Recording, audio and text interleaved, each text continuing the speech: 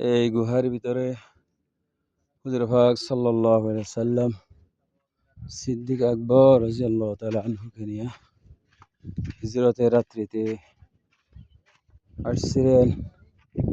3 দিন এখানে অবস্থান করেছিলেন। বিশাল বিশাল পাথর দেখা যায়। আল্লাহু আকবার। এখন গারে সুর পাহাড়ের ভিতরের দিকে ঢুকতেছি আমি।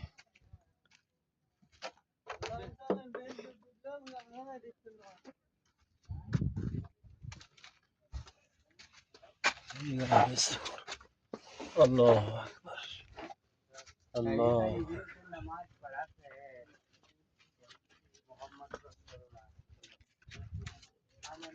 মানুষ নামাজ পড়ে।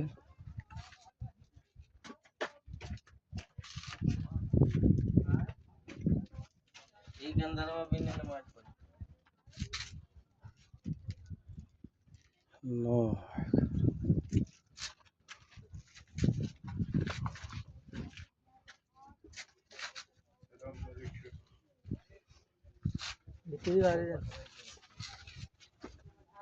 আমরা একটু এখানে বসে মেয়েরা।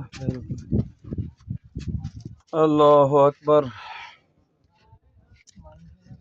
মক্কা ছেড়ে দিনের নবী মদিনাতে যায়, জন্মভূমির মায়ায় নবী ফিরে ফিরে যায়। কেহ বলে নাহি আছে কবুতরে ডিম ফেলেছে,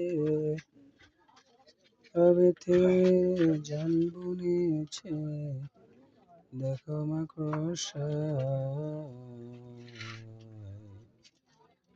জন্মভূমির মায়ায় ফিরে ফিরে যায়। মক্কা ছেড়ে দিনের নবী